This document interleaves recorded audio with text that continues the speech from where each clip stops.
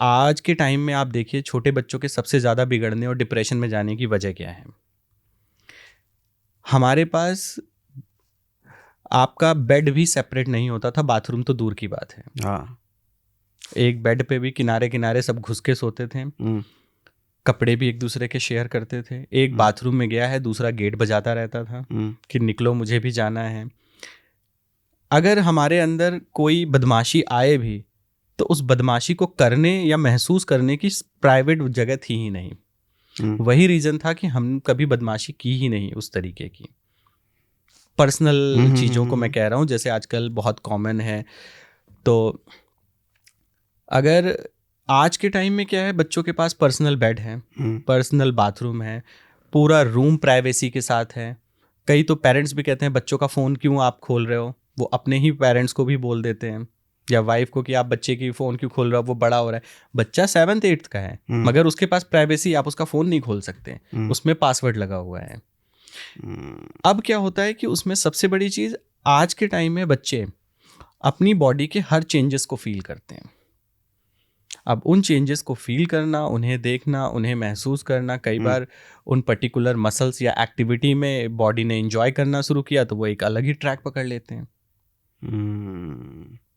हाँ, कोई रोकने वाला भी नहीं है ना। दूसरी चीज़ सबसे बड़ी क्या है कि उनके पास सारी चीज़ें पर्सनल प्राइवेसी हैं। अब उन्हें कोई बोल नहीं सकता है। पेरेंट्स पहले से कह देते हैं बेटा उनके यहाँ मत जाना, वो ऐसे बात करते हैं, वो आप करके बात नहीं करते, उनके घर इस तरीके से रहता है, अपने दोस्तों को मत बुलाना, घर गंदा हो जाएगा। घर में खेलने आए, आराम से खेलना, कुछ फैले नहीं, तोड़ना नहीं, ये नहीं करना। इतनी रिस्ट्रिक्शंस लगा देते हैं कि उन्हें बच्चा रहने नहीं दिया। उनका बचपन ही अपने आप से डिज़ाइन कर दिया। अब जब वही बच्चे बाहर जाएंगे, इवन उनके ग्रैंड पेरेंट भी अगर उन्हें कुछ बोलते हैं तो वो पेरेंट्स कहते हैं आप ऐसे बच्चों से नहीं बात करो, अब बच्चे बड़े हो गए हैं, इस तरीके से उन्हें नहीं सिखाई है। वो रिफ्लेक्सेस ही नहीं है। अब हमारे टाइम में अगर चाचा ने एक थप्पड़ लगाया कि जाओ ऊपर से टॉवल लेके आओ, हम ऊपर टॉवल लेने गए, बड़े पापा ने एक और लगा दिया, यहाँ क्या कर रहा है। मतलब पूछते बाद में थे, पहले एक लग जाता था।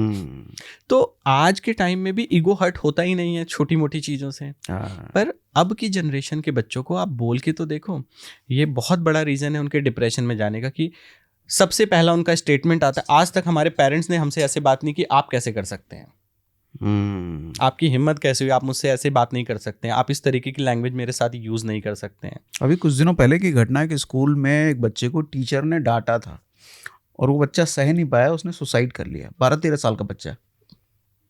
उसका रीज़न यही है कि उस तरीके से डिज़ाइन किया हुआ है बच्चों को। आप उन्हें कुछ बोलते नहीं हैं, उनके कपड़े, उन्हें कौन सा कलर पसंद है, कुछ नहीं, आपके ऊपर ये कलर अच्छा लगेगा, आप बेटा ये पहनो। इस ब्रांड का कपड़ा, अभी से बच्चों को ब्रांड्स की वैल्यू है, कपड़े की नहीं।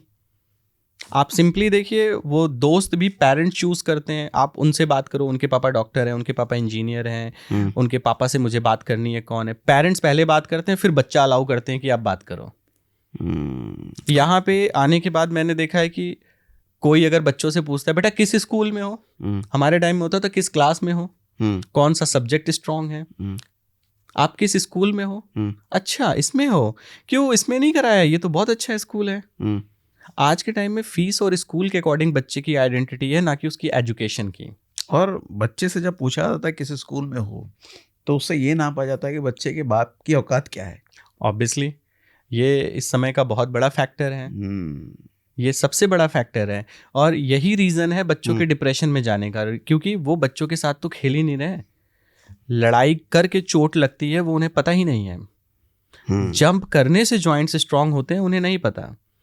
मेरी क्लिनिक में तो कितने नॉर्मल बच्चे भी आते हैं, उनके पेरेंट्स, और वो कहते हैं हम अभी से शुगर नहीं देते, इन्हें चॉकलेट नहीं देते क्योंकि ये खराब चीज़ें हैं।